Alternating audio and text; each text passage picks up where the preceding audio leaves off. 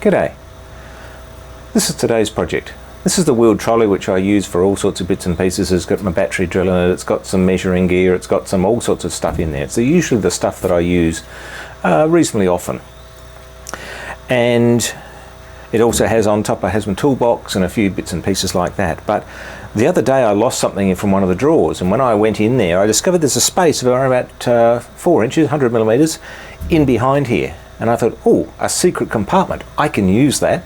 So today is about taking this apart and making up an enclosure so that I can utilize that space. This is the inside of the cabinet. It started out life as a cabinet in an injection molding shop, and so it's pretty heavy duty, and that's one of the reasons I grabbed it when I could, because I thought, hey, this could be worthwhile. But you can see from the construction that there's a sort of almost a stop just there. Now the drawers go a little bit past that, but that end panel, I reckon I can remove that and put a recess in there. One of the biggest problems is going to be that the way this is constructed is the top and the bottom of this panel tuck into the sills here, and so as you can see I've actually trimmed that out, and what I'm going to have to do is cut this, bend it, and then weld that piece back in just to get a nice frame around it. I've got one of the drawers sitting in here, and as you can see there's a reasonable amount of space there, so there's enough there for some height gauges and other tool things that don't sit nicely on a shelf. One of the interesting things about pulling things apart is seeing how they work. I just thought I'd show you the slide arrangement in this cabinet because it's quite simple but very effective.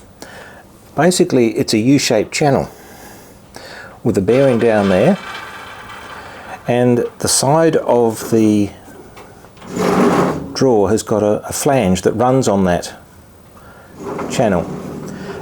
Down the back of the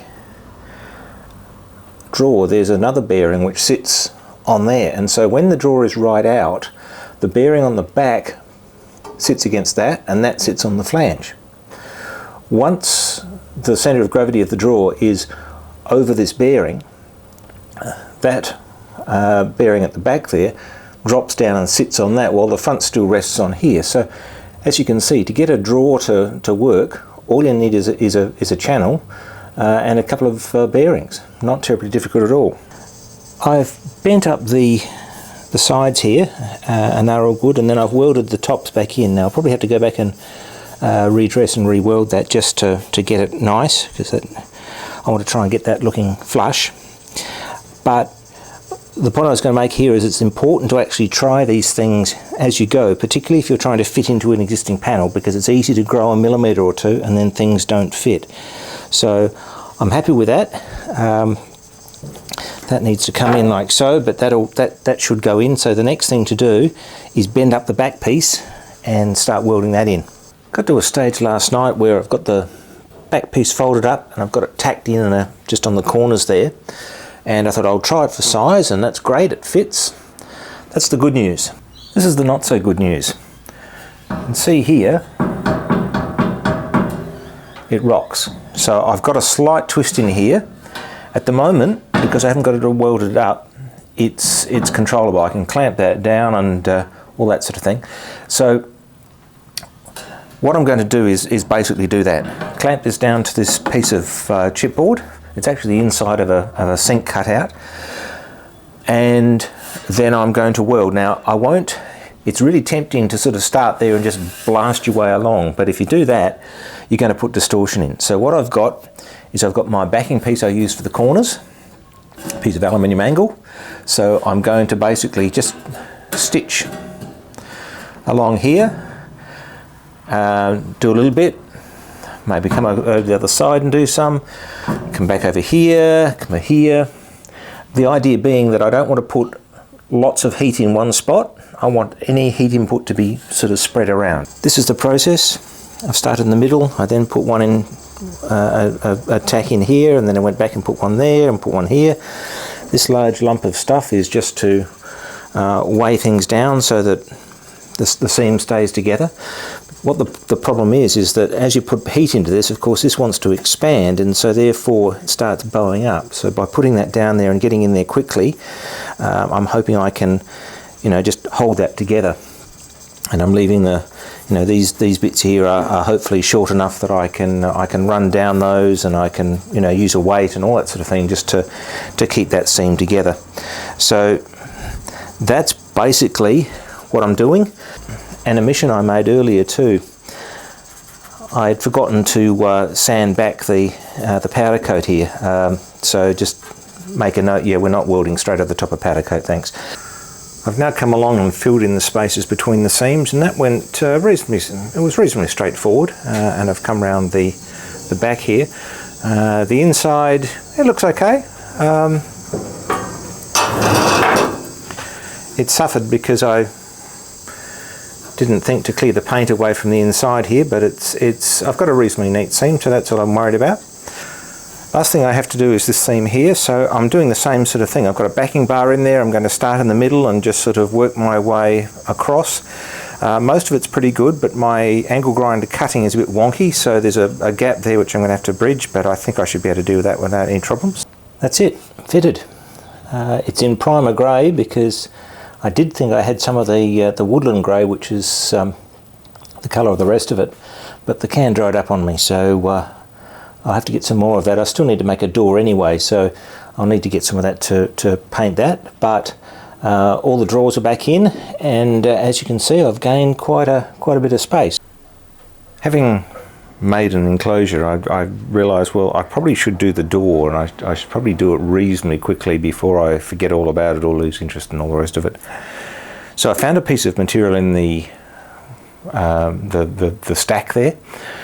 This is actually some 1.2mm thick material. The stuff I made the enclosure with was 1mm, and that's actually good for a reason. So what I've done, as you can see, this has got surface rust on it. Now this is actually a bit of a, I won't say it's a positive, but it's not as bad as it looks, because what it means is I can mark lines on here, and the surface rust actually gives me a contrast. So although it's not ideal, it's not the end of the world. The orbital sander cleans off the surface rust reasonably quickly, but I thought what I'd do before I did that was actually notch the corners out. So for a start, at the intersections of the lines, I've gone in with my punch and put a small hole. Now the rule of thumb I usually use is something like 2 times the thickness of the material. And the reason for that is when I fold these up, I don't want the corner distorting, which if I fold straight on that line and straight on that line without that relief there, the corner tends to distort a bit. So by putting that hole in there, I can notch that out, fold that up, and everything will be wonderful. Like all good generals, I'm always ready to fight the last war. And the last time I did a lot of sheet metal, I had to put some notches in things, and thought, oh, this is horrible. So with help from my friend Phil, I bought a second-hand notcher. These things are, well, they're notches. They put a notch in something. So I haven't quite got the length there, but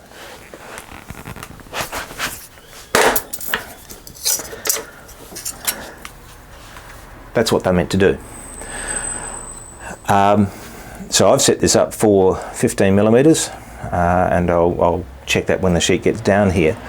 But if you've got repetitive sheet metal to do, not a bad option to try and find one of these. There are a couple of ways I do doors in the workshop. This is one way. Basically, I've got a flat steel frame. It's probably 5-6mm thick and about 30 wide. I've made it up, and then I've put a cross-creased piece of thin metal across the top there, just secured that with rivets, and that's pretty good. This is another way. It's probably, you'd call it the brute force way, and that's a bit of 3mm plate, and that's just sitting there. Now for a small door, no reinforcing works quite well, but for a larger door, there's twist. As I said before, this door is made out of 1.2mm steel. I've just folded up a 15mm flange on the side here, and that certainly stiffens it that way. But if you see there, that can still twist. Okay, so on this one I'm going to weld the corners up, and then I'm going to put a reinforcing piece in the middle just to really make it nice and solid. I've just welded up the corners of my door. Two things to note here. One is that, once again, to make sure I get this door flat, I've got it clamped against my solid bit of chipboard, and so that'll stop it. If I was just welding this freehand, had a slight twist, that weld would lock that in. The other thing that I've done here is that this corner here is square at 90 degrees. That's where the hinge is going to go. This one here, where it swings, I've actually overbent it by a few degrees, and the reason for that is that the distance between the pivot of the hinge and there has to be the same or less than that distance there, otherwise it's going to jam when it tries to open. So I've overbent a little bit and welded it there to stay there, and that should do that. Now obviously the longer the flange you have, the more you're going to have to overbend that. So if you're just talking about a shallow door, or a door that's only going to be a loose fit, you don't have to worry about it. But for something like this, I decided I better worry about it, because I'm pretty sure it's a pretty tight fit that I've got there. I'm going to spot weld this in. I mean, that was the plan anyway, but that's the thing. That's my stiffening piece. It's basically a hat shape, and by giving it that extra depth, I've increased the stiffness at all. So I'm going to come along here and I'll spot weld a couple of spots there, turn it round, do the same down there. Then I can take it off my strong back and, you know, put a whole bunch more on there. I've dressed back these corners, and when I turn it around I'll do the other two. I've spot welded the hinge on here and the stiffening piece. The stiffening piece I didn't put that many spots on. The hinge I put once every, 5 inches or so, plus a couple down the ends just to secure the ends of the hinge. I find this nickel plated hinge spots really nicely to steel, so that's all good.